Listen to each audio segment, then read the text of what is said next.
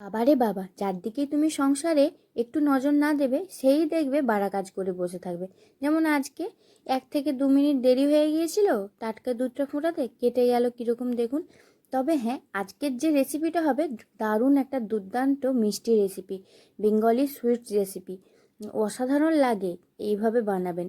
চলুন, কেটে যাওয়া দুধ দিয়েই কিভাবে আমি মিল্ক কেক বানাবো সেটা আপনাদের সঙ্গে শেয়ার করি।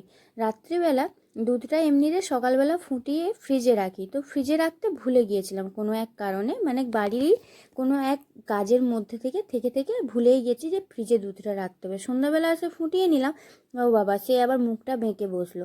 তাহলে ভাবলাম কি করা যায় কি করা যায়, তাই জন্য ভেবেছি প্রত্যেকবারে তো পনির টনির এইরকম তো করে অনেক খেয়েছি, একটু মিষ্টি খেতে মন যাচ্ছিল, তাহলে এক কাজ করি, করে নিই মিল্ক কেক। তো এখানে তো দেখেইছেন, দেখুন এবারে এখানে আমি কিছু টিপস বলবো। দুধটা অনেক সময় যখন কেটে যাবে, কেটে যাওয়ার সময় দেখবেন অনেকটা এরকম লিকুইড টাইপের দুধ মনে হচ্ছে যেন দুধটা কেটেই যায়নি, কিন্তু তলার মধ্যে অনেকটা দেখবেন ছানা ছানা ভাব চলে এসছে। তখন আপনাকে বুঝতে হবে যে হ্যাঁ, দুধটা কেটে গেছে। তাহলে এখানে লোহার কড়া বা পিতলের কড়া, যে কোনো একটা কড়া নিয়ে নিন, তার মধ্যে অল্প 1 কাপের মতন দুধ দেবেন। কি হবে, দুধ দেবেন বলছি, জল দেবেন। জলটা দিলে কি হবে, ওই যে একটু জলটা দিলে নিচে বসে যাবে না, তাই জন্য জলটা দেওয়া। এবারে ওই যে কেটে যাওয়া দুধটা ছিল ওইটা দিয়ে দিলাম, আর অনবরত শুধু নাড়তে হবে। আমি পুরো কাজটা হাই ফ্লেমে করেছি। যদি লোহার কড়া বা পিতলের কড়া না থাকে তাহলে কিন্তু ওই অ্যালুমিনিয়ামের কড়া নেবেন। যদি বাড়িতে থাকে সেই কড়াতেই করার চেষ্টা করবেন। এখানে সম্পূর্ণ দেখুন দুধটাকে আমি জাল দিতে বসিয়ে দিয়েছি। আর একটা টিপস বলি, দেখুন এই যে এক সাইডে 4টের মতন এলাচ রেখে দিচ্ছি না, মিল্ক কেকে তো এলাচ দিতেই হয়, মানে যে কোনো মিষ্টিতেই প্রায় এলাচ না দিলে কি আর চলে, সেই টেস্টটা আসবেই না মিষ্টির মধ্যে। তো এখানে এলাচটাকে আমি রোস্ট করিনি, যেখানে আমি রান্না করছিলাম মানে যেই গ্যাসটা, সেই গ্যাসটার পাশে আমি এলাচটাকে রেখে দিয়েছি। পরে দেখবেন এলাচটা কত সুন্দর রোস্ট হয়ে গেছে, একদম গুঁড়ো গুঁড়ো ভাব চলে আসবে। এতে হলো না আপনার গ্যাস বেঁচে গেল। এবারে কি করব, দুধটা যখন ফুটে গেছে এবারে এটা ফুটতে থাক। তবে এখনও পর্যন্ত আমি হাই ফ্লেমেই করছি। আর এরকম ফুটতে ফুটতে যখন একদম কমে এসেছে দুধটা, মানে 100% থেকে 50%-এ এসে গেছে, তখন এবারে একটা কাজ করতে হবে। একটা লেবুর টুকরোকে কাটুন। লেবুর টুকরোকে আবার যাইতেভাবে কাটলে চলবে না। আর এই দেখুন কত সুন্দর এলাচটাও রোস্ট হয়ে গেছে, বললাম না একদম লাল লাল হয়ে গেছে। তো তো এই এলাচটাকে গুঁড়ো করে আমি এখানে দিয়ে দিলাম। ছিলকাগুলো রেখে দিয়েছি, আর ছিলকাগুলো ফেলতে যাবেন না, আরে চায়ে কাজে লেগে যাবে তাই জন্য। তো এখানটায় দিয়ে দিচ্ছি লেবুর রস। লেবুর যে রসটা দিলাম, কতটুকু টুকরো দিয়েছি দেখেছেন তো, একদম মানে পাতলা করে একটা স্লাইস করেছি, টুকরোটা দিয়েছি। আর বেশি দিতে যাবে না, একটু একটু করেই আপনাকে দিতে হবে, নাহলে মিল্ক কেক সেই টেস্টটাই আসবে না। অরিজিনাল যে মিল্ক কেক হয় সেই মিল্ক কেকের মধ্যে ভিনিগার বা সিট্রিক অ্যাসিড বা লেবুর রস দেওয়া হয়। লেবুর রস যেভাবে দেয় তার একটা প্রসেসও আছে, মানে 1 ফোঁটা 2 ফোঁটা করে ওনারা দেন, একসঙ্গে কিন্তু ওই ভিনিগারটাকে ঢেলে দেন না। তবে কি হয়, সেরকম একটা স্ট্রেকচার আছে। যেহেতু আমার গরমকালে দুধটা কেটে গেছে, তাই জন্য আমার তো অলরেডি মানে ছানা একটু আধটু দেখাই যাচ্ছিল। আপনি যখন ঢেলেছিলাম ওই কড়ার মধ্যে তখন তো আপনারা দেখেইছেন। তো এখানটায় দেখুন চারিদিকে মালাইটা লেগে যাচ্ছে, তো মালাইটাকে আমি একটা সিলিকন স্প্যাচুলার সাহায্যে এটাকে ছাড়িয়ে নিচ্ছি। আর সিলিকন স্প্যাচুলার সাহায্যে যখন এই লোহার কড়া কিংবা পিতলের কড়া আপনি সুন্দরভাবে খুব মানে এর গায়ের মালাই বলুন বা যে কোনো রান্না খুব সুন্দর ছেড়ে যায়। তো আর যেখানে কথাটা বলছিলাম, এখানে দেখুন একটু একটু ল্যাসে ভাবটা আছে, মানে যেমন দুধটা কেটে গেলে যে ভাবটা থাকে সেটার কথা আমি বলছি। আমাদের ভাষায় এটাকে ল্যাসেই বলি, তাই জন্য আপনাদের ভাষায় কি বলে আপনারা আমাকে বলবেন কমেন্টে। তো এখানটায় আরও একটু লেবুর রস দিয়ে দিলাম, ওই 2-3 ফোঁটার মতন। এরকমভাবেই কিন্তু মিল্ক কেকের রেসিপিটা রেডি হয়।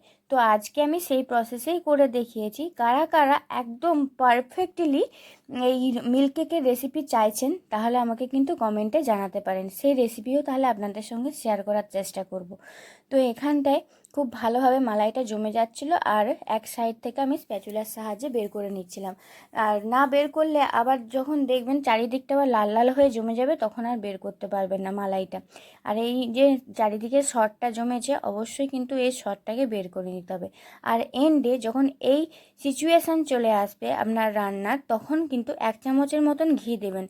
দুধের যে হালকা একটা স্মেল থাকে না দুধ কেটে গেলে, সেই স্মেলটা একদমই পাবেন না, 100% গ্যারেন্টি বলছি। আর আমার বড়মশাইকে খাইয়ে দেখেছি, কাউকে বলিনি দুধ কেটে গেছে। দেখবেন বাড়ির বউয়েরা যখন দুধটা কেটে ফেলে, তখন কিন্তু ঘরের একজন কি দুজন বলেই দেবে, দুধটা আজকে কেটে ফেললে কেন, ঠিক সময় ফুটাতে পারলে না, বলে কি বলে না বলুন। এই জন্য চুপচাপ কাউকে কিছু বলিনি। রাত্রিবেলা ভাত হচ্ছে হাঁড়িতে, তার এক সাইডে আমি এই রেসিপিটা বলছি, কেটে গেছে যখন আমি তো একটা রেসিপি দেখিয়েই দিই। অনেক বউয়েদের আছে যাদের বাড়ির ওয়াইফরা আছেন যারা দুধটা সময়ে না ফুটানোর অবস্থায় কেটে যায়। তো এই রেসিপি কিন্তু আপনাদের জন্য, অবশ্যই কিন্তু করবেন এইভাবে। আমি বলছি একদম নিরাশ হবেন না, একদম পারফেক্টলি মিল্ক কেক তৈরি হয়। তবে হ্যাঁ, আরেকটা জিনিস বলি, তবে মিল্ক কেক যে তৈরি করছি, আমার তো আর বাসনপত্র অত নেই, যেমন মিষ্টি দোকানে অ্যালুমিনিয়ামের প্লেটগুলো থাকে, তো সেরকম তো নেই। তাই জন্য আমি কি করলাম, এরকম একটা বোল নিয়ে নিয়েছি, আর বোলের মধ্যে এইভাবে ঘিটা মাখিয়ে নিচ্ছি। আর একটা ইম্পর্টেন্ট কথা, ওটা তো বলাই হয়নি, যখন দুধটা আপনি দিচ্ছেন, মানে যখন গরম করতে বসিয়েছেন, তখন কিন্তু প্রথমেই আপনাকে চিনিটা দিয়ে দিতে হবে। এমনিতে বেসিক্যালি কি হয়, আমরা এন্ডে করি না, এন্ডে চিনি দেওয়ার চেষ্টা করি, তবে এই রেসিপিতে আপনাকে প্রথমেই দিয়ে দিতে হবে চিনিটা, এইটুকুও মাথায় রাখবেন। ব্যাস, এভাবে আমি এবারে সব কিছু বের করে নিয়েছি মিল্ক কেকের পুরো ব্যাটারটাকে, আর একটা স্প্যাচুলার সাহায্যে এটাকে সেট হতে দিয়েছি। আপনাদের কাছে যদি ফ্ল্যাট টাইপের কিছু থাকে ওটাতেই জমাতে পারেন, তবে আমার কি মনে হলো এখান থেকে খুব ভালোভাবে উঠে চলে আসবে কাঁচের বাটি থেকে, তাই জন্য এটাতে জমিয়েছি। এটা রাত্রে খাওয়া দাওয়া করে একদম ঢাকা চাপা দিয়ে একদম সকালবেলা এর সঙ্গে দেখা করব। চলুন, সকাল তো হয়েই গেছে, এবারে দেখিয়ে দিই কী হলো। দেখুন কত সুন্দর সেট হয়ে বসে গেছে, ঠান্ডাও হয়ে গেছে। এবার একটা ছুরির দ্বারা কেটে নিচ্ছি। আপনারা চাইলে ছুরিতে তেল মাখিয়ে কাটতে পারেন, তাহলে লেগে যাবে না। আমার যেমন এখানে লেগে যাচ্ছে একটু ছুরিটায়, তাহলে তেল মাখিয়ে বা তেল মাখাবেন না, ঘি মাখিয়ে কাটলে একদমই লাগবে না। তো এখানে একটা কথা বলি, যে তেলটা বলে ফেললাম, তার জন্য অনেক অনেক সরি। আর এখানে চামচের দ্বারা আমি এটাকে বের করে নিলাম। এবারে দেখুন নিচে কিন্তু একদমই লেগে নেই, আর কত সুন্দর টেক্সচার এসেছে। আর যেহেতু মানে আমার এবড়ো খেবড়ো কাটা হয়েছিল, তাই জন্য আমি হাতে করে প্রথমে একটু সেট করে নিয়েছি। তো এখন এগুলো সব হাতে করেই সেট করলাম, কারণ আমি একটা রেসিপি মানুষকে দেখাচ্ছি, মানে একটু তো সৌন্দর্য হওয়া দরকার। যেহেতু এটা একদম গরম কালে কেটে গেছে দুধটা, সেই হিসেবে করছি। একদম তো পার্টিকুলার মিল্ক কেকের রেসিপি যদি চাইছেন তাহলে আমি তো সেটা দেবই, কিন্তু এইটাও খেতে অসাধারণ লাগে, কোনো অংশে কম নয়। যেটা পারফেক্টলি মিল্ক কেক হয় সেই রকম টাইপেরই টেক্সচার, আর খেতেও একই স্বাদ, কেউ বুঝতে পারবে না, 100% গ্যারেন্টি দিয়ে বলছি। দেখো একটা জিনিস করেছি, খাও। রাত্রে করেছিলাম, কি এটা? খাও না, কি মিষ্টির মতন লাগছে। কালাকান্দের মতো। কালাকান না মিল্ক কেক? Milk cake. ওরকম কিছু। এটা জানো দুধটা কেটে গেছিল। তুমি কিছু বুঝতে পারলে? মিষ্টি দোকানের মতন হয়েছে না, তুমি বুঝতে পারলে কি দুধটা কেটে গেছিল? বোঝা যায়নি, ভালোই টেস্ট হয়েছে তো।